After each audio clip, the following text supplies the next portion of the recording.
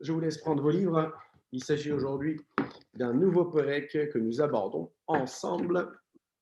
Et on va démarrer tout de suite avec une magnifique petite histoire pour se mettre en appétit et pour essayer de voir où est-ce qu'on en est réellement dans cet attachement avec Akadosh Baruch Hu. Qu'est-ce que nous pouvons faire? Qu'est-ce que nous devons faire et comment nous devons agir pour nous rapprocher d'Akadosh Baruch Hu de la meilleure manière qui soit, de la meilleure façon, avec le plus d'authenticité, avec le plus de vérité, et puis avec le plus de foi et de conviction, et surtout, en demandant à Kadosh Baruch Hu de nous aider à avoir et à trouver à chaque fois les mots qu'il faut, voilà, qu'on soit vraiment vrai dans tout ce qu'on dit, dans tout ce qu'on va développer ensemble, qu'Akadosh Baruch Hu nous aide, parce que c'est pas si évident que ça de dire les choses réellement telles qu'elles sont écrites et telles qu'elles doivent être comprises. Donc qu'Akadosh Baruch Hu nous aide à justement trouver les bons mots et ne pas se tromper, comprendre réellement tout ce qui est dit dans ces textes-là saints. Voilà, donc c'est avec humilité et tout simplement et avec cette demande que nous allons commencer. Ce que le Tania du jour nous le dit ici, dans ce fameux Pérec, un nouveau Pérec que nous abordons aujourd'hui. Et il s'agit de quel Pérec? Il s'agit du Pérec, je vous le dis tout de suite, il s'agit de notre Pérec Memvav. Alors, si on a le temps, on fera un petit retour sur ce qu'on a vu dans le Pérec Mem E, puisqu'avec le Shabbat, on n'a pas vu ensemble le Pérec Mem E, la deuxième partie du Pérec Mem E. Mais donc, on va voir ensemble déjà ce que nous dit ce Pérec-là. La Haggadah. Vous savez ce que c'est la Haggadah? C'est une partie de la Torah qui nous raconte en fait des petites histoires qui nous permettent de comprendre un petit peu plus et de nous attacher à Kadosh Baruch Hu de la manière la plus belle et la plus authentique qui soit. Et qu'est-ce qui nous dit qu'est-ce que nous raconte la Haggadah? Elle nous raconte l'histoire d'un Ben Kfar. Qu'est-ce que c'est un Ben Kfar? Un Ben Kfar, c'est un homme qui habite dans un village, vous savez, dans un village lointain. Il n'est pas vraiment dans la ville. Voilà. Il n'est pas vraiment dans la ville. Il habite à la campagne. Il a plus l'habitude de s'occuper de son troupeau et de ce qui se passe dans son champ. Il n'est pas très habitué à ce qui se passe dans la ville. Il ne connaît pas les us et coutumes. Et donc, il arrive dans la grande ville. Ouais, il arrive dans la grande ville. Et quand il arrive dans la grande ville, on lui dit, tu sais, quand tu viens dans la grande ville, tu viens pour des affaires, tout simplement pour le tourisme. Il faut que tu saches que pour aller dormir, il faut aller dans un hôtel. Il dit, parfait, je vais aller dans cet hôtel-là. Il se présente à l'hôtel. Il se dit, génial, je vis une expérience particulière, nouvelle. Et quand il se dirige vers l'hôtel, il arrive, on lui dit, voilà, on lui donne la clé de sa chambre. Il se dirige vers un magnifique ascenseur. Il rentre. Il monte dans sa chambre. Et puis, il arrive là-bas. Il ouvre la porte. Et là, qu'est-ce qu'il voit? À sa grande surprise, il se rend compte que la chambre est magnifique, splendide. Il n'a jamais vu ça de sa vie. Il est habitué à des choses très élémentaires dans son petit village, dans sa petite campagne. Et il est émerveillé. Il voit ça et il dit, mais c'est exceptionnel. J'ai une chance inouïe de vivre ça. Il avance petit à petit. Et là, d'un coup, il voit quelqu'un juste en face de lui qui est présent dans cette chambre-là. Il lui dit, mais avec un regard énervé, de colère, il lui dit, mais qu'est-ce que tu fais dans la chambre? Qu'est-ce que tu fais là? Et là, la personne qui est en face, elle le regarde comme ça, elle dit, ah, il lui fait le même regard, elle lui rend le même regard. Mais il ne lui répond pas. Mais il lui répond avec ce regard aussi colérique et aussi énervé. Cet homme-là sort son poing, voilà, menaçant. Elle lui dit, mais qu'est-ce que tu fais là? Il répète. Et l'autre qui est en face lui répète la même chose. Qu'est-ce que tu fais là? Sans le dire, mais en le prononçant et en le mimétisant, quoi. Il voit ça, il dit, c'est pas possible. Il redescend vite à l'accueil et puis il dit, voilà, qu'est-ce que c'est cette histoire-là? Je vais réserver une chambre. C'est la première expérience de ma vie. Puis voilà ce qui se passe. Il y a déjà quelqu'un dans ma chambre. Qu'est-ce que ça veut dire? Alors, le responsable l'a regardé comme ça. Il a dit, est-ce que vous avez pensé à lui sourire? À cette personne-là qui était dans cette pièce, est-ce que vous avez pensé à lui sourire ou pas? Il dit non. Il dit, regardez, vous allez remonter dans votre chambre. Quand vous allez rentrer, vous allez lui sourire. Et vous allez voir, il va se passer quelque chose d'exceptionnel. Exceptionnel. Parce que vous allez lui sourire, lui, il va vous sourire aussi. En fait, c'est avéré que cet homme-là ne savait pas que dans une belle chambre d'hôtel, il y a surtout un grand miroir. Voilà, à taille humaine. Et puis, donc, quand il est rentré, il ne savait pas ce que ça voulait dire, un beau miroir. Et donc, c'était en fait, c'était juste son reflet qu'il avait vu dans cette chambre-là. Ah! Alors, on va voir que parfois, la meilleure façon de développer quelque chose, un sentiment, une émotion, de développer un contact avec autrui, c'est tout simplement de se regarder soi-même. Waouh! Comment se regarder soi-même pour créer un contact avec l'autre? Comment se regarder soi-même pour développer l'amour qu'on a pour Akadosh Baruch Hu? Vaste programme.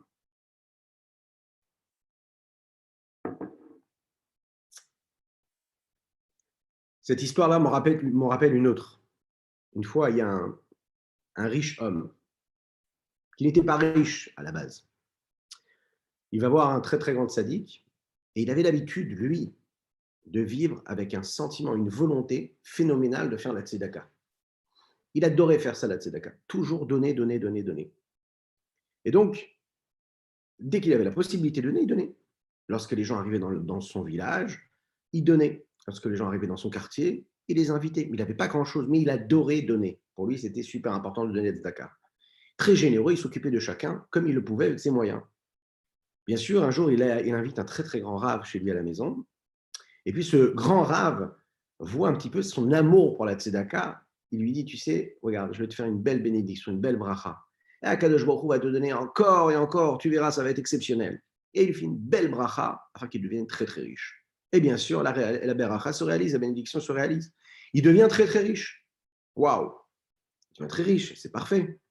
Et quand il devient très, très riche, petit à petit, il devient tellement riche qu'il commence à changer, malheureusement. Il change. Et qu'est-ce qu'il fait? Il se transforme. Plus du tout, plus du tout, plus du tout aussi généreux qu'il était. Avant, il devient radin. Et il regarde ses sous, à tel point que même devant sa belle demeure, il installe un garde qui est là censé, qui est là pourquoi? Pour repousser les gens et les écarter, que surtout personne ne vienne ne lui demander quoi que ce soit. Et surtout, sachez que si vous rencontrez quelqu'un qui se présente à ma porte et surtout qui vous demande de l'aide tzedaka, vous le renvoyez. Et surtout, vous allez lui dire quoi? Vous allez dire, regarde, écoute, dans la vie, il faut travailler. Tu veux recevoir quelque chose, il faut fournir des efforts. Ça suffit de demander toujours, ça suffit de te présenter et d'aller voir les gens qui ont un petit peu plus d'argent que toi. Tu fais comme tout le monde. Moi, j'ai travaillé, je suis devenu riche. Fais comme ça toi aussi. Va travailler un petit peu. Et si tu travailles, tu verras, tu réussiras. Et toi aussi, tu auras la bénédiction. Parce que ça ne vient pas comme ça, la bénédiction. Il faut travailler. Voilà un petit peu ce qu'il avait demandé de dire à chaque fois qu'il y avait une personne qui se présentait à lui. Et donc, c'est ce qui va se passer. Les mois suivent. Et puis ce fameux Rav, ce grand sadique-là qui lui avait donné la bracha, il entend ça. On lui dit, vous savez que cet homme-là, il est devenu vraiment exécrable, il refuse de donner quoi que ce soit, etc. Il est parti le voir comme ça, il est rentré chez lui, il dit, voilà, j'aimerais te rencontrer, est-ce que je peux te voir, est-ce que tu m'ouvres la porte? Oui, bon, là, mais il se souvenait de lui, donc il lui a ouvert la porte, il le fait rentrer dans son bureau.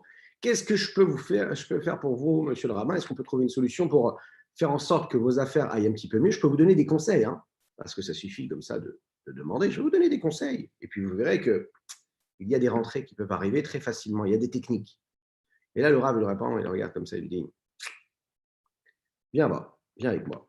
Est-ce que tu peux te lever? Et là, il l'emmène dans sa belle pièce, salle de séjour. Et dans cette salle de séjour, là, trône un magnifique miroir, grand, orné de filets d'or autour. Bon, il dit, regarde, est-ce que tu regardes ce miroir-là? Est-ce que tu le vois? Il dit, ouais, bien sûr, je le vois. Qu'est-ce que tu vois? Il dit, ben, je me vois moi. Ok, mais qu'est-ce que tu vois à côté de toi? Derrière toi, qu'est-ce qui fait le fond, là, le décor qui est autour de toi? Il dit, ben, je vois mes meubles, je vois ma magnifique maison, je vois les meubles, je vois la table, je vois tout ce que je possède, et le lustre, il est magnifique, il est grand, il est puissant, oh, génial. Et le Rav, il lui dit, mais parfait. Et de l'autre côté, là, qu'est-ce qu'il y a ici? Il dit, ben, c'est une fenêtre. Ah, elle est belle, la fenêtre, elle est grande, oui, elle est grande. Est-ce que tu peux regarder par la fenêtre? Qu'est-ce que tu vois à travers cette fenêtre? Il dit, ben, à travers la fenêtre, je vois les enfants qui jouent là, dans la cour, je vois des gens qui passent, qui font leurs courses, et puis je vois des oiseaux qui chantent. Voilà, je vois un petit peu de tout. Je dis, d'accord. Je dis, quelle est la différence entre les deux? Je dis, ah ben, la différence, ça c'est un miroir, ça c'est une fenêtre. Elle dit, regarde, les deux sont faits, les deux c'est une vitre, les deux sont faits de cette même matière-là. OK? Pourtant, il y a une différence. Tu ne vois pas la même chose. Qu'est-ce qui fait que tu vois quelque chose de différent en regardant une fenêtre ou en regardant un miroir? C'est ce petit filet-là d'argent, cette petite feuille d'argent qu'on a rajoutée à cette vitre-là. Cette petite feuille d'argent-là, celle qui fait que tu ne vois plus les autres, mais que tu te vois toi. Si tu laisses l'argent être entre les gens et toi, le monde et toi, c'est fini. Tu ne vois plus le monde, tu ne vois que toi. Si tu regardes par la fenêtre, là, tu vois les autres, parce qu'il n'y a pas ce filet-là d'argent qui te sépare d'eux. La leçon, elle est belle, elle est magnifique. C'est que sache Que si tu veux vraiment, vraiment, vraiment continuer à vivre de la manière la plus belle tout en étant riche, enlève ce filet d'argent, regarde les gens, continue à regarder le monde qui t'entoure. C'est ce qu'il a fait. Donc, cette personne-là a appris un petit peu plus à regarder les gens et à retirer ce filet d'argent qu'il avait coupé du monde. Parce que parfois, l'argent, ça coupe l'homme du monde. Il ne regarde pas du tout les choses de la même manière. Et puis, cette histoire nous apprendra aussi, ce n'est pas seulement l'argent, c'est tout le reste. C'est l'orgueil, la fierté, etc. Mais surtout l'argent, parce que l'argent, c'est ce qui représente en réalité tout ce qu'un homme peut vouloir et souhaiter posséder. Et quand on cherche à posséder et à avoir, eh bien souvent on perd le contact avec la vraie réalité des choses. On va donc parler de ce reflet-là. De la même manière qu'un homme, il regarde quelque chose avec amour, eh bien il va susciter cet amour-là. De la même manière qu'il regarde le miroir, c'est lui qui va regarder, qui va voir. Eh bien la même chose. On va voir, on va comprendre que cette notion-là de mimétisme et l'effet miroir qui peut arriver dans la vie d'un homme, dans tout ce qu'il fait, dans tout ce qu'il entreprend, c'est quelque chose qu'on va pouvoir adapter à notre rapport avec Akadosh Baruch Hu. Parce qu'on a vu dans les chapitres précédents qu'on a la possibilité d'aimer Dieu en réveillant en nous une réflexion réelle, réflexion, un travail personnel fourni énorme. Mais ce n'est pas si évident que cela. Là, on va voir qu'on peut nous montrer et on a la possibilité parfois de trouver quelque chose de nouveau, quelque chose qui ferait en sorte qu'on a la possibilité d'aimer Dieu, même si on vient de très très loin, même si on n'a pas ce niveau-là d'adaptation et de réflexion et d'analyse et de recul ou de vécu qui nous a amenés à aimer Dieu, à craindre Dieu. Voilà. Voilà ce qu'on va développer ici et voilà ce que le Tanya nous apporte. Le Tanya aujourd'hui va nous parler de cela. Vous savez, vous vous souvenez, la première fois qu'on s'est vu, on avait parlé, on avait dit que le Tanya était basé sur un passage. C'est facile pour toi de le faire, que ce soit par ton action, par ton cœur, par ta pensée, par ta bouche, c'est-à-dire de te rapprocher d'Akadosh Baruch Hu. Et puis on le voit, et puis ça avance, puis on se dit non, ça n'a pas l'air si facile que cela. Et pourtant, le Admour Azaken, à chaque fois, il nous donne une technique, il nous dit regarde, si tu vas faire comme ci, tu vas faire comme ça, je vais apprendre à te connaître. Toi-même, tu vas apprendre à te connaître. Et puis, plus tu vas te connaître, plus tu seras en mesure de te rapprocher d'Akadosh Baruch Hu de manière beaucoup plus facile. Et ça va être abordable, tu vas pouvoir le faire. Ici, on va voir que si, dans les chapitres précédents, on nous a demandé de réfléchir et de travailler sur nous et de prendre, par exemple, sur nous le joug de la royauté céleste, parce que si je ne prends pas le joug de la royauté céleste sur moi, j'ai du mal à me connecter avec Akadosh Baruch Hu, j'ai du mal à faire ce que Dieu attend de moi, parce que j'ai du mal à éveiller cet amour qui est en moi. Et même quand j'ai eu un amour, on m'a dit, attention, souviens-toi bien d'une chose. Il faut toujours que tu introduises cet amour pour Dieu d'une crainte, d'un sentiment de crainte, même une crainte qui est inférieure, qui est a priori à la base un peu superficielle, inférieure, elle va susciter chez toi quelque chose, une prise de conscience qui va t'amener à aimer Dieu. Et on a vu qu'il y avait différents niveaux dans cet amour-là. Mais on a bien vu qu'il y avait un effort. Alors ça, c'est magnifique et c'est beau, c'est tout ce que vous voulez. Mais le problème, c'est qu'on ne ressent pas toujours ça. Parfois, on se sent très, très, très éloigné de ce qui se passe du Tanya. Parfois, on peut étudier ça pendant des heures, et puis quand on ferme le livre, quand l'écran s'éteint, on est face à la réalité, on se regarde dans ce miroir-là, et puis on regarde autour de nous, on se dit, OK, c'est magnifique, mais où est-ce que je suis, moi, dans ce décor-là? Réellement, je suis quoi? Moi, je suis cet homme-là qui vient du village, qui regarde le miroir, qui ne sait pas ce que c'est un miroir. Parce que je sais ce que c'est un miroir, mais même quand je vois ce que je vois, bah, je ne comprends pas vraiment. Puis, est-ce que je comprends vraiment, mais je ne le fais pas parce que je ne le veux pas? Est-ce que je veux le faire et puis je fais tout ce qu'il faut, mais je ne comprends pas vraiment? Je n'arrive pas à le vivre? Où est-ce que je me place, moi? À quel niveau je suis? Parfait, on me donne toutes les techniques. Mais est-ce que moi j'y arrive? Est-ce que dans mon cœur, il y a assez de ressenti pour ressentir réellement l'amour d'Akadosh Baruch Hu? Ou est-ce que je fais parce qu'il faut? Notre tête à nous, notre cerveau, la façon avec laquelle on est constitué, on a la possibilité de maîtriser notre cœur.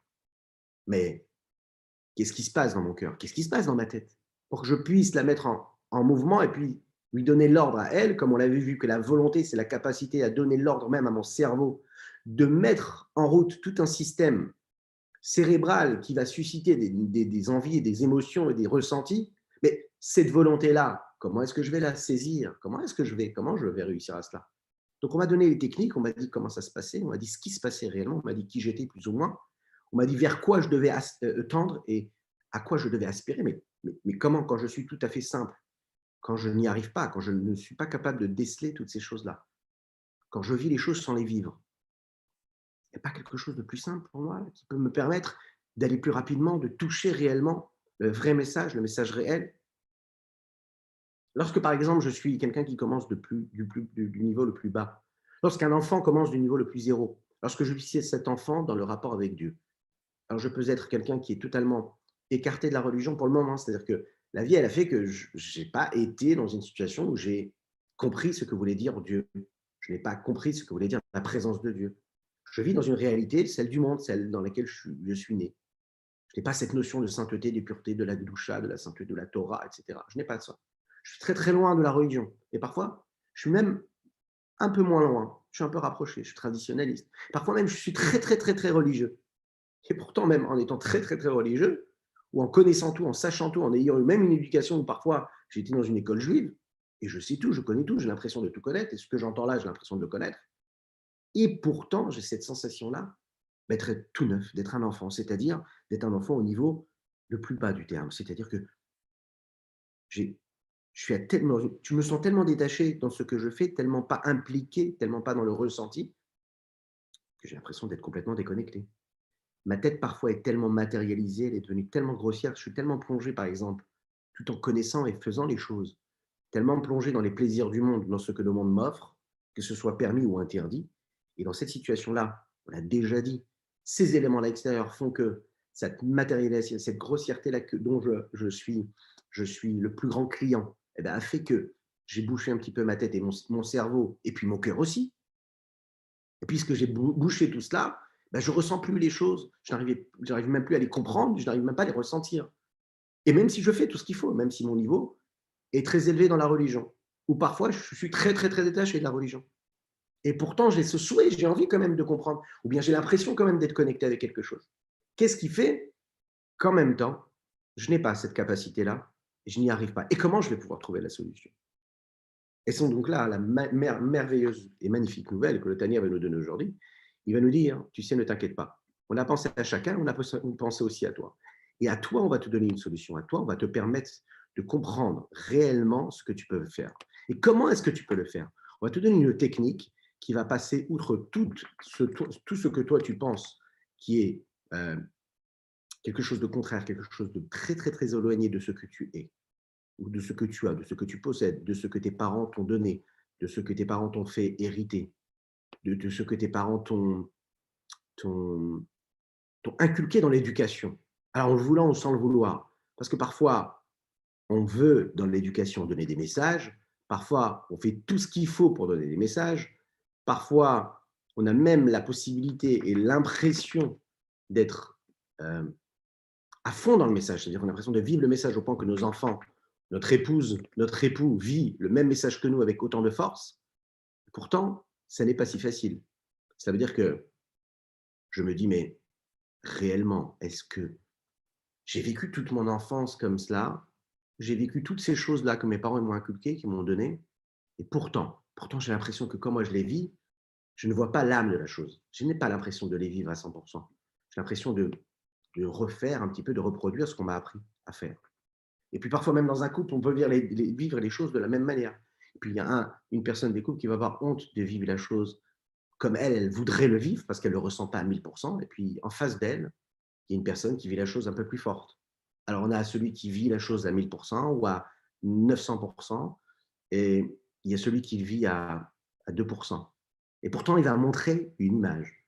On est là dans la question du mimétisme et du reflet, de cet effet miroir des choses. Pourtant, on l'a dit, lorsque je me mets dans une certaine disposition psychologique, et puis je joue quelque part, entre guillemets, un rôle, eh bien, ça peut influencer celui qui est autour de moi. Et pourtant, parfois, on se dit, non, ça n'a pas marché. Pourtant, ça va créer un mimétisme, et le fond de ce mimétisme ne va pas passer. Donc la forme va être là, mais le fond, non. Cet attachement, cet amour pour Dieu, cette crainte du ciel, est-ce qu'elle s'est posée sur la personne? Non. Alors comment vivre cela? Comment réussir à le faire passer? Ça, c'est la grande question. Comment est-ce qu'on va voir que par l'éloignement, je peux créer justement un rapprochement? Parce que je suis éloigné, je crée un rapprochement. Comment réussir cela? Alors on va voir ici que justement, quand on est loin, quand on est éloigné, on a justement la capacité d'éprouver quelque chose de beaucoup plus fort. Plus tu vas t'éloigner, et plus, quand ton réveil sera présent, tu auras la possibilité, la capacité d'éprouver quelque chose de nouveau, et de beaucoup plus intense et de beaucoup plus fort. Il y a plusieurs façons, il y a plusieurs manières, il y a plusieurs vécus. Mais en tout cas, ce qui est sûr, c'est qu'un homme doit à un moment aller chercher quelque chose de nouveau qui est en lui, et qui est nouveau parce qu'il a renouvelé, il a réveillé, il a soufflé sur la braise qui parfois était présente mais s'était éteinte, ou parfois n'a jamais été allumée, parce qu'il a l'impression qu'elle n'a jamais été allumée, parce que la vie, les conjonctures psychologiques ou même familiales ou sociales dans lesquelles il a vécu toutes les premières parties de sa vie, et parfois toute la majorité de sa vie, ont fait qu'il a vécu dans cette dualité-là. Et en fait, tout ça est en lui. Il a la possibilité d'aller le chercher, et tout cela va être très, très, très facile. Comment est-ce qu'il dit le Tania? Il le dit dans les mots.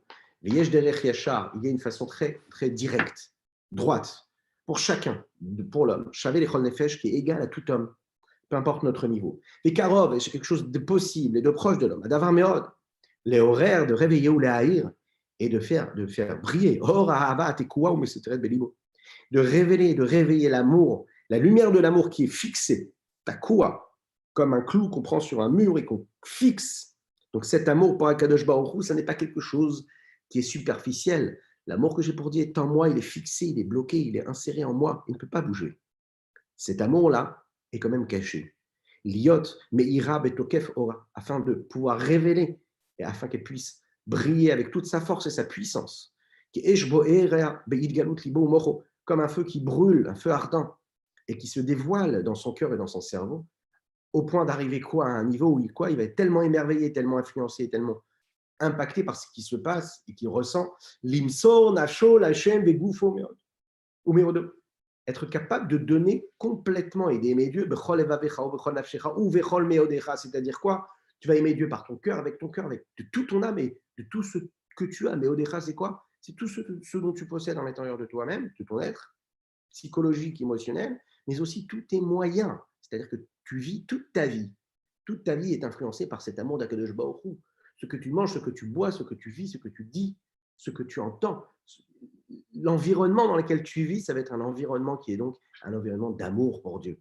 Tu vas vivre le message. Tu ne seras pas dans une contrainte à chaque fois. Tu ne vas pas souffler quand tu as une mitzvah à faire. Tu ne vas pas souffler, avoir l'impression de vivre quelque chose en te disant, comme une petite voix qui sortirait de notre bouche quand on a quelque chose à faire de spirituel et de saint, de se dire, ça n'a pas de sens, ça ne veut rien dire, c'est tellement nul. Ça peut arriver, ça. Ça ne veut rien dire, mais pourquoi tout ça? Oui, oui, ça nous arrive de pouvoir dire des choses pareilles. Parce qu'en réalité, on a cette chose-là qui est en nous, qui est au fond de nous-mêmes, et en fait, on ne l'éprouve pas de cette manière. Et toi, tu as cette possibilité. Tu l'as ça en toi, en te donnant de manière tellement forte, du plus profond de ton corps, mais au cas de l'Iba, du plus profond du cœur, mettre la mytho véritablement. Comme il dit ici, ou il fera précisément, l'homme a la possibilité de réveiller cet amour pour Akadosh Baruch Hu lorsqu'il fait le Kriyat Shema. Quand un homme dit le Kriyat Shema, oui, on dit Shema Israël, Hashem Elokeinu, Hashem Echad. On prend sur nous le joug de la royauté céleste. On décide que c'est Dieu, le créateur du monde, qui nous donne la possibilité de vivre. Et on dit, voilà, c'est toi, mon Dieu, toi, le Dieu qui est au-delà de toutes les limites. Toi, ce Dieu qui est rentré dans les limites du monde, qui a donné l'énergie et la vitalité à chaque élément de la créature, et à moi qui m'a donné cette âme-là qui est enfouie en moi, eh bien, je me soumets et je prends sur moi le joug de la royauté céleste. Tu es toi, c'est toi qui as créé ce monde-là. Partout, en tout, c'est toi. Et je te prends sur moi. Et ensuite je t'aime. Avec tous les moyens que j'ai en moi. Et je pense à cela au moment où je dis le chemin Israël. Donc il est en moi. Et donc j'ai la possibilité de le révéler. Et ça, attention, c'est quelque chose que je dois vivre avec force. Je dois vivre réellement comme quelqu'un qui vit la chose, comme on va le dire tout de suite, comme une personne qui se regarde dans l'eau et qui regarde ce reflet dans l'eau. C'est l'histoire de Rabbi Levi Yitzhak de Berditchev. Vous savez, Rabbi Levi Yitzhak de Berditchev, c'est un grand maître. Et il était défini comme le grand avocat du peuple juif. Pourquoi? Parce qu'il trouvait toujours un mérite à chaque juif. Peu importe ce qu'il faisait, peu importe ce qu'il disait, il trouvait toujours des circonstances atténuantes au comportement d'un juif. On raconte qu'un jour, il a rencontré un homme qui était un rachat total, un impie, quelqu'un qui ne faisait rien de la Torah et des mitzvot. Il a regardé, et puis il lui a dit, « Comment vas-tu, mon frère juif ?» Au Hachem, grâce à Dieu, je vais bien. Je profite de la vie, voilà, tout va bien. Rabbi Levi Yitzhak, je vous respecte, mais moi, la vie, ça me plaît. Ce qui se passe dans le monde, les plaisirs du monde, ça me plaît, et puis je profite du monde. Il a regardé comme ça, il a dit, je suis jaloux de toi. Je suis jaloux de toi. Ah, l'homme, il a rigolé comme ça, il a dit, vous vous moquez de moi, là. Vous êtes jaloux. Vous savez, moi, je suis un rachat, je suis quelqu'un d'impie, je fais que des choses qui sont négatives, mais je sais connaître la vérité. Et je sais que la vérité, c'est vous qui l'avez. Et donc, ne dites pas que vous êtes jaloux de moi. C'est insensé. Vous vous moquez de moi en plus. Et Rabbi Levi Yitzhak, il a regardé, il a dit, c'est très simple. Je vais t'expliquer une chose. Tu fais beaucoup d'avérotes aujourd'hui. Oui, bon, un peu, j'ai imprévu. OK. Mais un jour, tu vas faire tes chouvas. Et lorsque tu vas faire tes chouvas, tu auras fait tellement d'avérotes que toutes ces avérotes-là, tu vas les transformer. Et cela va devenir quoi? Des énergies et une lumière positive. Parce qu'une personne qui fait tes chouvas, elle transforme tout ce qu'elle a fait de négatif en positif. Donc imagine, toi, tu fais tellement d'avérotes, le jour où tu vas faire tes chouvas, tu auras énormément de mérite. Alors, donc moi, je suis jaloux de toi. Il a regardé comme ça, vous l'imaginez bien, il a regardé avec un sourire, il a dit, ah ben c'est parfait. Regardez, la journée n'est pas finie, je vais en faire encore plus des fautes aujourd'hui. Je vais continuer comme ça, après j'aurai plus de mérite. Qu'est-ce que vous en pensez, mon cher Rabbi Levi Yitzhak? Est-ce que c'est comme ça que je dois me comporter? Il lui a dit, non, tu vas rentrer là, il y aura un petit problème. Il a marqué comme ça, Omer Erta Ve'arshuv, celui qui dit je vais fauter, ensuite je ferai tchouva. On n'accepte pas cette échouva, malheureusement. Donc, il ne faut pas dire je vais faire une faute, ensuite je ferai tes choix. Donc, tu es un petit peu embêté. Bon, qu'est-ce qu'on apprend de cette histoire-là, qui est très, très sympathique, ma foi? C'est qu'en fait, la Torah nous apprend que quand un homme il est dans une obscurité tellement forte, et cette obscurité, elle est tellement forte qu'elle est opaque, palpable, et bien, je peux toujours trouver la lumière qu'il y a dans cette obscurité-là. Quand un homme il se trouve dans une situation, par exemple, spirituelle qui n'est pas comme il faut, eh bien, il peut comprendre qu'il peut toujours trouver une solution. Je suis face à quelqu'un qui ne fait rien, qui est loin et qui l'assume. Je peux lui dire, je suis jaloux de toi. Parce que je suis jaloux, parce qu'à un moment, tu vas faire tes choix. Je suis en train de le réveiller. C'est-à-dire que j'ai quelqu'un en face de moi qui me dit en face, je sais ce que ça veut dire la Torah, et puis moi, ça ne m'intéresse pas. Eh bien, je vais lui dire, je vais le regarder, je vais lui dire, mais sache une chose, que même si tu as l'impression aujourd'hui de faire ce que tu penses, de faire ce qui te plaît, et que tu dis de toutes les manières, tu es tellement loin d'Akadosh Baruch Hu, de Dieu, de la divinité, de la spiritualité, de la sainteté, qu'il n'y a plus rien à faire.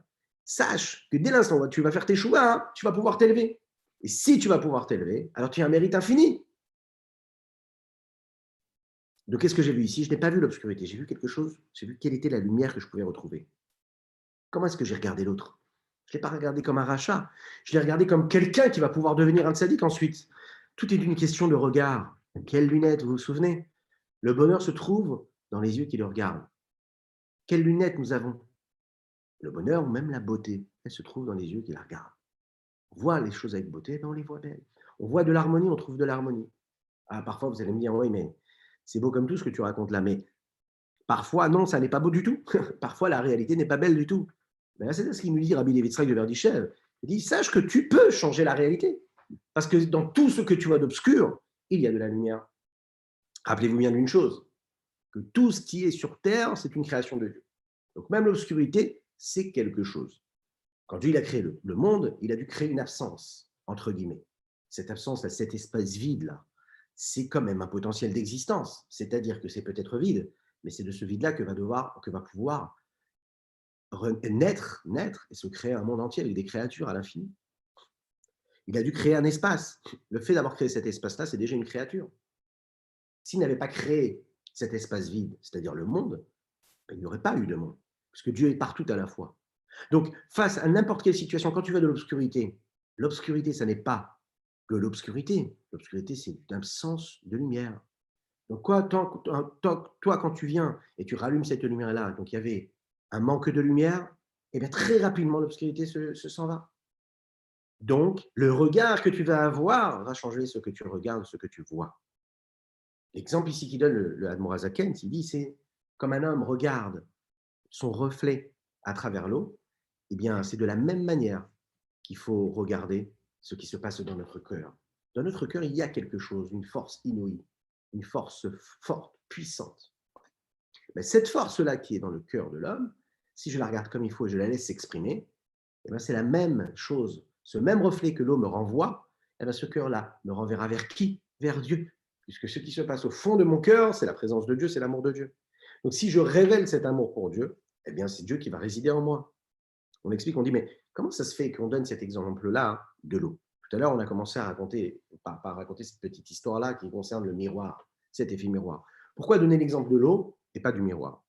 Eh bien, tout simplement parce que quand on doit regarder un miroir, souvent, quel est le premier réflexe que nous avons physiologiquement? Qu'est-ce qui se passe? Souvent, on lève un petit peu la tête. Hein, on lève la tête un petit peu comme ça. On prend une position, on essaye d'avoir un corps qui est détendu, et puis on se redresse, et puis on regarde vers le haut. Ça, c'est quand on regarde un miroir. Quand on regarde l'eau, eh bien, on se baisse, on se courbe. Et quand on se courbe, en fait, en réalité, là, on peut voir son reflet. Et plus on se courbe, et plus notre reflet s'intensifie et se précise. Lorsque je regarde un miroir, je m'élève, je ne me baisse pas, je ne me courbe pas. Et il faut apprendre à se courber, puisque c'est l'inverse de la gave, de l'orgueil.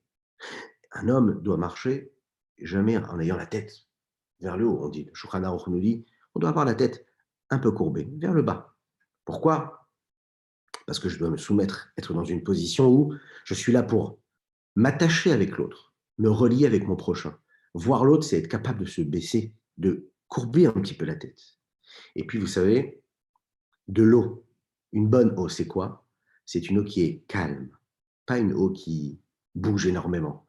Et ce qu'on a envie de nous apprendre ici, c'est que si tu veux t'attacher avec Akadosh Baruch Hu, si tu veux voir et tu vas avoir un comportement qui est adéquat à l'amour de Dieu, eh bien tu vas toujours être dans une situation de calme, être posé. Quand tu vas avoir un contact, tu veux t'attacher avec ton prochain, tu veux créer cet amour avec ton prochain, tu dois vivre les choses avec calme. Jamais comme de l'eau qui boue et qui bouge. Comme de l'eau, calme, posée. Si l'eau bouge, ton reflet disparaît. Pour que ton reflet soit comme il faut que ce soit une eau qui soit calme. C'est un petit peu comme ça dans la vie. On doit apprendre à voir les choses avec calme, être posé. C'est là où on peut laisser cet amour pour Dieu se révéler. Si on est bouillonnant et on cherche et on court à droite, à gauche, et on ne laisse pas Dieu se révéler en nous, et cette lumière de Dieu, et cet amour pour Dieu se révéler, puisque notre tête, elle va dans tous les sens, et on veut tout aimer en même temps, on veut profiter du monde, profiter de la matière, profiter de la grossièreté du monde, profiter de tout ce que le monde m'offre, profiter de tous les plaisirs, permis ou interdits. On part dans tous les sens, mais Dieu ne peut plus s'exprimer. Parce que tu es en train de bouger, c'est de l'eau qui bouge. Et de l'eau qui bouge, eh ben, tu ne peux pas voir ton reflet. Donc si tu veux te voir, te scruter réellement et t'observer, laisse-le se calmer. Ça, c'est ce que l'on dit. Un exemple que l'on donne. Et une belle histoire hein, avec le rabbi. Le rabbi, vous savez qu'il pleurait. Le rabbi, il pleurait souvent. On ne le voyait pas toujours, mais le rabbi pleurait.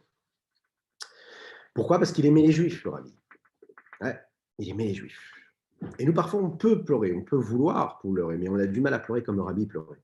Un jour, il y a un couple qui s'est présenté devant le rabbi, et très triste, très très triste. Ils se sont installés au bureau du rabbi, en Yichidut, et puis ils parlent au rabbi, et ils racontent leur histoire. Et voilà, ils se sont mariés, ils ont attendu pour avoir un enfant, et leur enfant, il a quitté ce monde. Qu'Akadosh Baruch Hu en préserve le peuple d'Israël entier. Et puis, donc, ils décrivent ce qui s'est passé, et là, le rabbi, quand il raconte cette histoire-là, ils se mettent à pleurer. Ah oui, c'est très dur pour ce couple-là. Le rabbi qui est en face se met aussi à pleurer. Il se met à pleurer, pleurer, pleurer, pleurer. Et puis ensuite, une fois que tout le monde s'est calmé, se soit calmé, le rabbi leur dit, voilà, est-ce que vous savez où est-ce qu'il est votre enfant? Oui, notre enfant, il est au Gan Eden sûrement. Voilà, il est au Gan Eden. Si maintenant je vous disais que votre enfant il est dans un endroit, alors vous n'avez pas la possibilité de le voir, vous n'avez pas la possibilité de le toucher, mais par contre, vous avez la possibilité de lui envoyer des cadeaux tous les jours, non-stop, 24-24. Est-ce que ça permettra un sourire de se dessiner sur votre visage? Est-ce que ça pourra alléger un petit peu votre peine? Oui, vous ne pourrez pas le voir, mais sûr et certain, il recevra ces cadeaux tous les jours de votre part. Est-ce que ça changera votre vision des choses? Bien sûr, les parents ont répondu, on dit, mais bien sûr qu'on serait heureux. Alors, elle a dit, sachez une chose, votre enfant, aujourd'hui, il est au Gan Eden, et puis il est bien là-bas, il est heureux. Il est heureux, je peux vous l'assurer, il est heureux. Et puis tous les jours, vous avez la possibilité de lui envoyer des cadeaux. Vous allez faire une mitzvah, vous allez étudier un peu la Torah.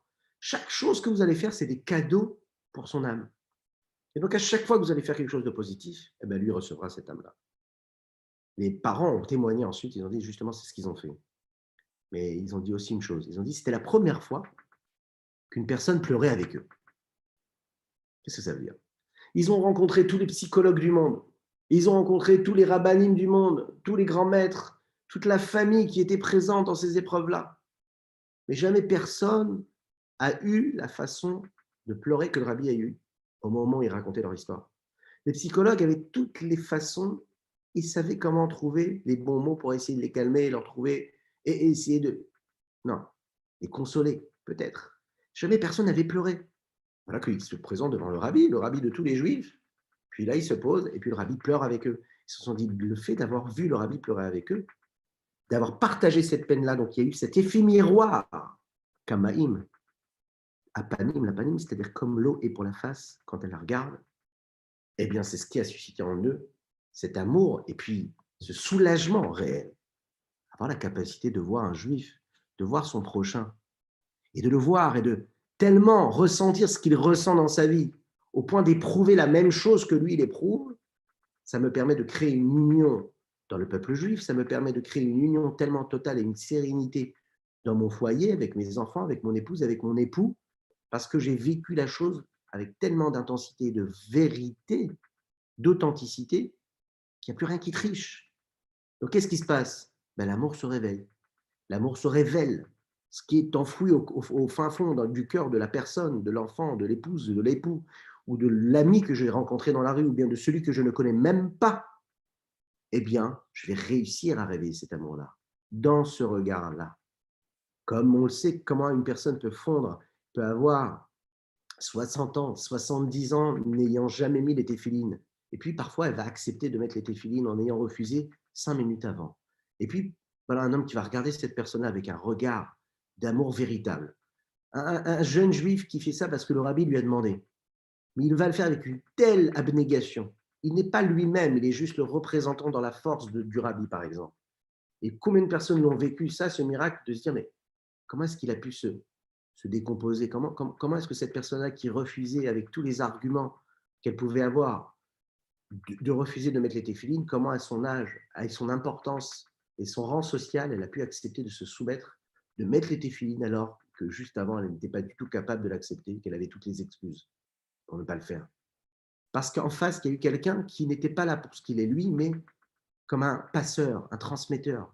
Il est là pour faire ce que son maître, son rabbi lui a appris, et il le fait avec une abnégation, un amour tellement fort que la personne en face ne voit même plus cette personne-là. Elle ne se dit pas c'est quelqu'un qui m'impose quelque chose. Elle se dit c'est juste quelqu'un qui est là, il y a l'acte authentique, il y a la vérité vraie. Cet amour se partage. Je suis là pour t'aider à faire une mitzvah. Et puis donc là, cette personne accepte. Pourquoi? Parce qu'il y a cet amour-là. Encore une fois, le reflet. Et le reflet, c'est très simple. L'authenticité, là, on nous dit dans le Tanya, je t'ai parlé de réflexion, je t'ai parlé d'analyse, je t'ai parlé d'éprouver une crainte, je t'ai parlé de tout ça pendant toutes ces prakim, tous ces chapitres. Tu dis, sache, Karov Elecha, c'est très proche de toi. Si tu réussis à être authentique, à réveiller l'amour que tu as en toi, et tout se passera bien, parce que Dieu il se révélera. Puis tu auras des forces illimitées après pour gérer tout ça, ton rapport à Dieu. Parce que tu auras ces particularités-là. Maintenant, Shlomo Ameler, ici, dans ce texte qui est dit de Shlomo Ameler, c'est Shlomo Ameler qui dit ça, Kamaim, Hapanim, Lapanim, Kenlev, Adam, la Adam. Quand tu regardes l'eau, eh bien, l'eau te donne ce reflet-là, te le rend. Si tu souris à l'eau, eh bien, tu verras le sourire que tu lui as fait. Et ainsi de suite. Qu'est-ce qu'il y a de si particulier dans le reflet? Et pourquoi est-ce que Shlomo Ameler parle d'ici de quelque chose de si particulier? C'est parce que tu veux que les gens te regardent avec amour, regarde-les avec amour. Tu veux que les gens te respectent, tu regardes les gens avec respect. Bon, alors maintenant, il y a une question qui se pose. J'imagine que chacun et chacune d'entre nous, on a tous vécu à un moment ces expériences-là, particulières. C'est-à-dire, oui, j'ai la possibilité de voir et de créer quelque chose de particulier chez l'autre, mais j'arrive pas à trouver l'authenticité. J'ai envie, mais bon, ce mimétisme a créé juste un mimétisme. Et puis, je n'ai pas trouvé qu'il y avait quelque chose de profond. Je n'ai pas réussi à transformer la personne qui est en face de moi. J'ai réussi à la mettre dans une prédisposition, mais le message n'est pas vraiment passé avec authenticité. En tout cas, j'en ai l'impression. Qu'est-ce qui fait que je vais réussir à trouver cette authenticité? Alors, qu'est-ce qu'on nous dit ici? C'est ce que dit le Tanya. Dans les mots, si vous le voulez bien. Où? Quand je vais réussir à faire cet effort-là.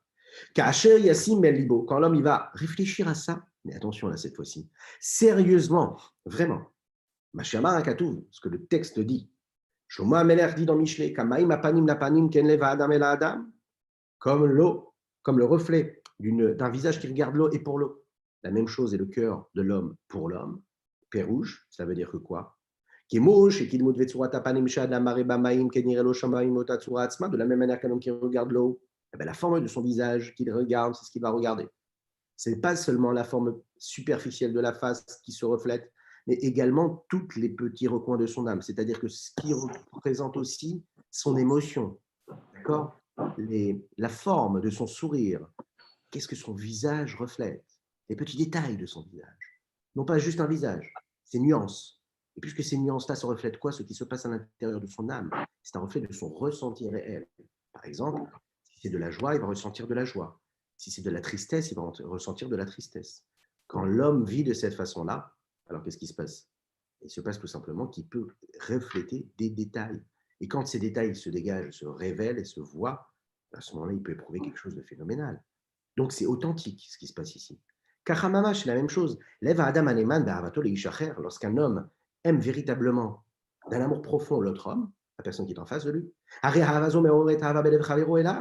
il y a un effet boomerang. L'homme qui est en face, la personne qui est en face, elle va aimer aussi cette personne de la même manière avec autant de force.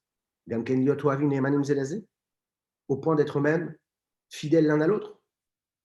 Réellement, il y a eu cet effet miroir qui a été opéré.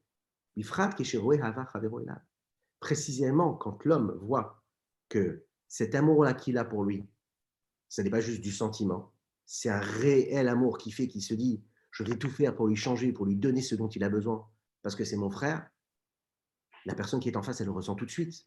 Et quand elle ressent ça, c'est sûr que l'amour va se réveiller chez lui aussi. C'est un amour qu'on va pouvoir voir, d'un amour d'un frère juif avec un autre frère juif, c'est un amour d'un humain pour un autre humain, c'est d'un amour d'un homme pour son épouse et d'une épouse pour son homme, et la même chose pour les enfants. Lorsqu'il y a une déconnexion, un détachement total parfois entre l'amour qu'un enfant il ressent pour ses parents ou que les parents ressentent pour leur enfant. Oui, on ne comprend pas, on se dit mais qu'est-ce qui se passe? Pourtant, c'est des enfants avec leurs parents, c'est des parents avec leurs enfants, et des années peuvent se passer et jamais on n'a jamais la capacité, on n'arrive jamais à réussir à faire en sorte que l'homme ou bien l'enfant qui est en train d'éprouver cela, qu'est-ce qui se passe? Il va réellement éprouver l'amour. Mais les années sont passées, les mois. Qu'est-ce qui se passe? Je ne comprends pas, je suis ton père, je suis ton fils, je suis ton mari, je suis ta femme. Comment les années passent et comment on a l'impression de vivre, non pas ensemble, dans l'harmonie, mais être à côté l'un de l'autre. Et je ne comprends pas. Il y a de l'amour, a priori, il y a de l'amour. Oui, il y a de l'amour. Est-ce que tu l'aimes? Oui, je l'aime. Oui, est-ce que tu m'aimes? Oui, je t'aime. Oui, il n'y a pas de souci. Et pourtant, mais qu'est-ce qui se passe? Pourquoi on peut vivre côte à côte et vivre dans deux réalités différentes? Waouh! Ça, par contre, c'est ce qu'il nous a dit au début. Peut-être que ça va être facile. Peut-être que je ne vais pas te demander de réfléchir beaucoup à tout cela. Mais il y a un moment, il va falloir un petit peu être sérieux. C'est-à-dire, pour réveiller quelque chose de profond et de réel, il va falloir être sérieux. Un petit effort quand même de sérieux pour réveiller quelque chose de réel. Que le reflet que je donne à l'eau, ce ne soit pas dans une eau qui bouge. D'accord? Si je me mets devant un torrent d'eau, eh ben là, je ne vais pas pouvoir voir mon reflet. Il va falloir que je me mette devant un fleuve qui coule, devant un étang d'eau bien calme, bien posé, bien doux, une eau douce. Et là, je vais pouvoir voir quelque chose et je vais pouvoir voir les nuances de mon visage. Puis je vais travailler les nuances de mon visage, de ce que je suis. Je vais travailler les nuances de mon cœur. Et la palette de nuances qu'il y a dans un cœur et dans les sentiments, dans les émotions, dans le ressenti d'un homme est infinie. Donc je vais travailler tout cela. Et puis ce sera travaillé, puis ce sera affiné, eh bien. Puis ce que je vais donner à l'autre, ce n'est pas juste une façade et un aspect, mais ça va être quelque chose d'authentique. Je ne vais pas lui donner un regard et mettre un filtre d'argent devant ce regard. Je ne vais pas mettre un regard et offrir un visage ou bien un sentiment du cœur avec quelque chose, avec des conditions, avec des traits de caractère tellement forts, tellement puissants qui font que l'autre, en fait, il n'a même pas la possibilité de percevoir l'amour profond que tu as pour lui. Parce que tu es tellement grossier, tu t'es tellement matérialisé, tu existes tellement que l'autre, il n'a plus de place. Vous vous souvenez de ce qu'on avait dit, l'histoire de l'homme qui va voir son maître et qui lui dit « Je ne comprends pas, on me marche dessus, à chaque fois que je vais quelque part, on me marche dessus, on ne me laisse pas exister. » Oui, qu'est-ce qu'il lui a dit son maître? Vous vous souvenez de ce qu'il lui a dit? Oui. Et lui, il n'y a pas de problème. Tu prends tellement de place, eh ben, c'est normal qu'on te marche dessus. Enfin, c'est pas qu'il a besoin de faire un régime, c'est juste que quand il va quelque part, il se sent exister que lui, il n'y a pas d'autre. puisque tu es persuadé d'exister que toi et que tu ne laisses pas la place aux autres, c'est normal. C'est normal qu'on te marche dessus, tu prends toute la place. Mais les gens, t'inquiète pas, ils ne te veulent pas de mal. La seule chose, c'est que toi, tu es devenu comment? Tellement narcissique, tellement égocentrique que tu as l'impression que tout te concerne. Voilà.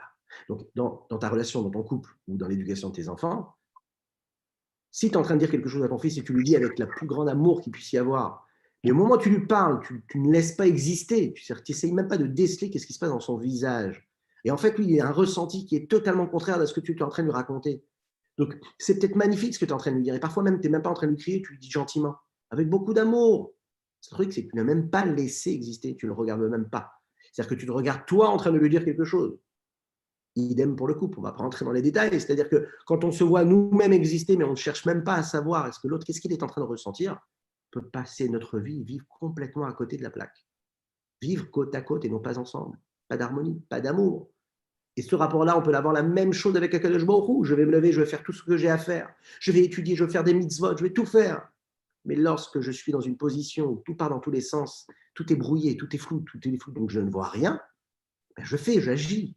Mais l'amour n'est plus pur. Cet attachement avec Akadosh Baruch Hu, il a été dissocié, il s'est dilapidé complètement. Même quand je suis dans le sujet, même quand je vis le message de Dieu réellement, même quand je suis conscient de la partie superficielle des choses, parce qu'on me l'a enseigné, parce que je l'ai moi-même découverte. Comment cet amour-là qui faisait que quand j'ai fait Teshuvah, a brûlé tellement en moi, comment petit à petit c'est devenu une routine. Comment j'ai perdu l'âme et la joie de faire tout ce que je dois faire dans le mitzvot. Parce qu'à un moment, eh bien, je n'ai pas réussi à faire ce qu'il fallait dans le sens où je ne me suis pas laissé imprégner du sérieux qu'il fallait pour appréhender ce feu ardent là, qui avait brûlé au moment où je faisais les mitzvot et la Torah. Non. Je l'ai laissé aussi s'estomper petit à petit, parce que ça arrive à tout le monde. Tout le monde est tous dans cette situation-là. Et on peut se retrouver au même niveau qu'une personne, par exemple, qui peut être très, très, très loin de la Torah, qui ne sait même pas ce que veut dire la Torah. Ce qui se passe aujourd'hui, parfois, on peut être face à des jeunes ou même des personnes qui peuvent nous regarder, ils se disent, mais qu'est-ce qu'il est en train de me raconter? Moi, je vais très, très bien dans ma vie. Ouais. Il y a des périodes dans la vie où il y a quelques années, par exemple, où tout le monde vous le dira, moi je suis assez jeune, mais en tout cas c'est ce que je lis, c'est qu'il y avait une certaine quête, une certaine recherche, les gens étaient en quête, en recherche de quelque chose, d'une authenticité, de quelque chose de vrai.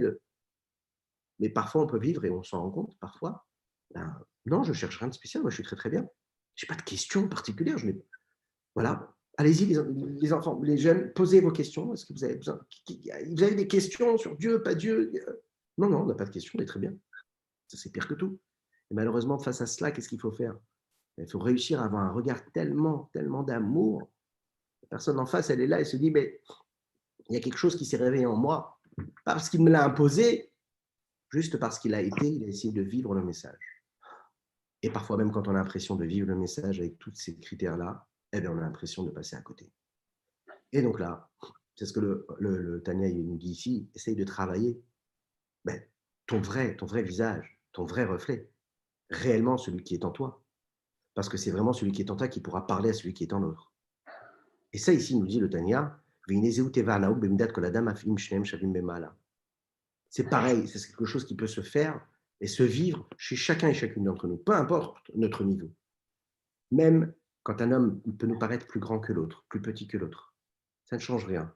On se regarde toujours au même niveau et de manière totalement naturelle. Peu importe sa raison sociale, peu importe son compte en banque, peu importe sa valeur, sa grandeur, sa hauteur dans les choses, dans sa spiritualité, peu importe. On est tous au même niveau de ce côté-là. Pourquoi? Parce que les âmes sont au même niveau. Ce n'est que les corps qui se différencient. Imaginez maintenant l'Admorazaken nous dit, il y a plus forte raison. Si un roi puissant, grand, d'accord, qui a plusieurs nations, un grand roi puissant, Maré Havato, il montre l'amour quoi? Agdola Veatsuma, la puissante, forte. Les Ishediot, il va montrer, il va diriger son regard, ce roi des rois. Lui, il va montrer son visage à un homme simple, et regardez les termes qu'il emploie ici, le Admorazaken. Quelqu'un de rabaissé, quelqu'un qui est tellement rabaissé, qui est dégoûtant, qui est repoussé, qui est quoi? Qui est dans la hashpa, qui peut être dans un endroit où on met les détritus. Imaginez un petit peu. Il va au fond de tout, là, comme ça, il vient le chercher, il le tire, il le ramène à lui, il l'élève au niveau le plus haut. Et puis il l'élève, il lui dit, regarde, je te regarde les yeux dans les yeux et je t'aime. Ça, c'est Akadosh Baruch Hu qui va chercher le roi des rois, aussi simple un homme qu'il est. Omekimo Merino Mashpato. Il le fait sortir de là où il est. Il le fait rentrer quoi? Dans l'enceinte du palais du roi. Il le fait rentrer où? Cheder Lifni Mecheder. Il le fait rentrer dans la petite pièce qui est dans la petite pièce particulière que l'homme, que le roi a, que Dieu a. Mais comme chez Ein Kol Eved Vesar, Nichnas Desham, un endroit où aucun serviteur, où aucun secrétaire et aucun ministre ne peut rentrer, ce roi-là, il vient te chercher tout en bas de tout ce que tu peux vivre, dans les déchets du monde. Il vient te chercher là où tu es, puis il te relève. Au fond du trou, il te relève et il t'amène près de lui. Et regardez encore une fois ces termes qui sont magnifiques, qui sont beaux. Johan Morazaken qui nous dit ce roi-là, non seulement il le prend, il le relève, il l'emmène dans son enceinte privée, il va le même s'unir avec lui, avec une union véritable totale, l'unicité totale qui est entre Dieu et ce qu'il y a sur terre, et l'homme, la créature du monde, les créatures du monde, quand elles font sa volonté, Veïchoud avec une union, Vekirouv amiti, un rapprochement véritable, Vechibouk, avec un enlacement, Venichouk, en l'embrassant. Imaginez un petit peu le niveau, Veitita beaucoup, Rucha Berucha, et l'entremêlement des souffles, qui exprime l'union la plus totale, l'unicité la plus totale qui peut être exprimée matériellement, physiquement. C'est ce que l'homme doit éprouver lorsqu'Akadosh Baruch Hu vient le tirer de là où il est. Bechol lev nefesh, de tout son corps et de toute son âme. Quand un roi il montre autant d'amour et de rapprochement avec un homme qui est aussi bas, alachad kama avec kama, à plus forte raison. Imaginez le retour de boomerang, le reflet que cela suscite chez l'homme qui est tout en bas. Comment est-ce qu'il va aimer Dieu? Il va l'aimer de la manière la plus forte, avec autant d'intensité. Si le roi des rois a fait cet effort-là, comment est-ce que moi je peux aimer Dieu différemment? Alors l'attachement avec Kashrut, Nefesh Mamash, Milev, Nefesh Mamkad, Riba, avec le cœur, avec l'âme plus profonde de son cœur, l'Intienne, ça l'a fini. Je vais l'aimer de cette manière-là. Pourquoi est-ce que je vais l'aimer de cette manière-là? Parce que lui, il m'a aimé de cette manière-là. Il a fait tellement d'efforts. Et Af, il me dit, bon, et même si le cœur de l'homme, Kelev Aïven, il est comme la pierre, et qu'il n'arrive pas à ressentir tout cela, à Mes Imas, il va fondre. Ve'ayal Emaim, il deviendra de l'eau. Ve'tishtaper nafsho kamaim bichlot hanefesh mamash le'avat hamelech. Et ensuite, son âme va se déverser au point de ressentir cet amour-là. Vous savez, on raconte une histoire, c'est l'histoire d'un léopard. C'est un léopard. Et ce léopard-là, sa maman l'a laissé un petit peu tout seul. Elle l'a oublié dans la forêt ou dans le désert, je ne sais pas où vivent les léopards. Vous allez me le dire, n'hésitez pas dans les messages. Et donc, ce petit léopard-là est tout seul, mais il a besoin de se nourrir. Et voilà qu'un troupeau arrive, se présente. Mais un troupeau de chèvres, gentil comme tout. Hein. Ce troupeau de chèvres arrive, il voit ce petit léopard qui est là, qui n'attend qu'une seule chose, que sa maman lui donne à manger, il ne sait pas manger tout seul. Et voilà que la maman des chèvres se présente. Elle le prend comme ça, en son sein, et elle lui donne à manger. Et puis, elle le garde avec elle. Les jours passent, elle le garde avec elle. Et puis lui, ce petit léopard, il n'a connu qu'une seule chose dès sa naissance, que cette chèvre-là. Et puis, tous ces petits chevreaux-là qui sont là avec lui, qui vivent avec lui. Il avance, il va partout avec eux. Il est là, il se promène à travers les forêts tropicales. Et petit à petit, il voit qu'un jour, après avoir mangé, ils ont soif. Ils se présentent devant une petite source d'eau. Et en regardant cette source d'eau, qu'est-ce qu'il voit? Il s'approche comme ça. Et puis il voit quelque chose. Il en a très très peur. Il dit non, c'est pas moi. Et vite, qu'est-ce qu'il fait? Il s'en va, il a un mouvement de recul. Il avance encore une fois, le petit léopard, il regarde comme ça, il baisse ses yeux. Et il voit quelque chose, il regarde à droite, il regarde à gauche. Et il voit qu'à chaque fois qu'il bouge, ça bouge en même temps, il ne comprend pas. Hop, il a un recul encore une fois. Il avance encore. Et qu'est-ce qu'il voit? Il voit quelque chose. Il voit le reflet des autres chèvres. Il se tourne vers les autres chèvres qui sont à côté et les regarde. Il regarde son reflet. Il se dit, mais qui je suis? Qui je suis? Mais je ne suis pas comme eux, je suis différent. Bon, une fois qu'il s'est calmé, il se dit à la base, j'ai soif, bon, je vais boire. Et puis il boit. Et d'un coup, il comprend qu'en réalité, ce n'est pas lui. Ce n'est pas lui vraiment qu'il est en train de voir. Lui, ce qu'il est lui, c'est pas celui qui boit, mais celui qui est en train de regarder. C'est quelqu'un d'autre, c'est un léopard, il n'est pas une chèvre. Qu'est-ce qui se passe? Il va sortir de sa bouche, ou on va dire ça différemment, un son tellement puissant, tellement fort, un son qui n'avait jamais sorti de sa bouche. Le son qu'un léopard fait sortir de sa bouche, et non pas le son qu'une chèvre fait sortir de sa bouche.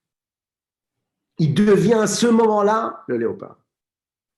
Qu'est-ce qui s'est passé ici? Il faut savoir qu'un juif, c'est comme un lion. Un juif, c'est un léopard. Il a des forces infinies en lui. Comment est-ce que tu vis? Est-ce que tu vis comme tes semblables? Est-ce que tu vivais comme tu continues à vivre comme tu vivais avant? Ou est-ce que tu comprends qu'il faut arrêter d'être une chèvre et arrêter de suivre le troupeau? Est-ce que tu comprends que tu es en toi, tu as en toi les forces psychologiques, intérieures, phénoménales que Dieu t'a données en toi, puisque tu as cette part d'infini en toi, que Dieu, quand il te regarde, il vient te chercher au fond du trou, et puis il te lève, il te fait rentrer dans son enceinte privée, et là-bas, il s'unit avec toi de la manière la plus belle, la plus intense, que tu pourrais imaginer, une unicité totale, cette union-là. Tu es conscient que Dieu il est venu te chercher du plus bas où tu étais, il t'a élevé, il est avec toi, il est en toi et tu es en lui. Ou est-ce que tu es capable de ressentir ça? Ou est-ce que tu continues à être une chèvre comme toutes les autres chèvres? Et tu comprends qu'en réalité, en te regardant dans ce miroir-là et dans ce reflet de l'eau, tu comprends que quoi? Tu comprends qu'en toi, il y a un lion, il n'y a pas une chèvre. Il n'y a pas de chèvre du tout. La preuve, c'est quand tu ouvres ta bouche et tu commences à dire un mot de Torah et que ta voix exprime et lise ces mots en hébreu. Lorsque tu n'as jamais dit le schéma Israël et que tu vas dire le schéma Israël, tu vas fondre en larmes. C'est ton âme qui va se réveiller. Mais qu'est-ce qui s'est passé? Pourquoi tant d'années, tant de réflexions qui sont contraires à ce que tu es en train d'éprouver? Parce que c'est ta nature profonde qui s'est réveillée. C'est ta nature, c'est ce que tu es toi vraiment qui s'est révélé. Et ce que tu es révélé, c'est quoi? C'est que tu es un lion, un léopard. Et puis, le roi des rois est en toi. Il est en toi, il est avec toi. Tu as juste une chose à le laisser exister. Ce rapprochement-là, c'est quelque chose on l'a dit ici, Teva, c'est quelque chose qui est naturel chez l'homme. Tu n'as pas besoin d'effort, c'est quelque chose qui est en toi. Juste, tu dois le vouloir, juste, tu dois le vivre de cette façon-là. Pour terminer ce que le Tania ici nous dit ici, un petit peu comme quand on vit de cette façon-là, avec cet amour-là qui se présente à Kadesh Baruch Hu, mais pour Kadesh Baruch Hu et en nous, eh bien comme cette eau-là, comme ce glaçon-là qui va fondre complètement.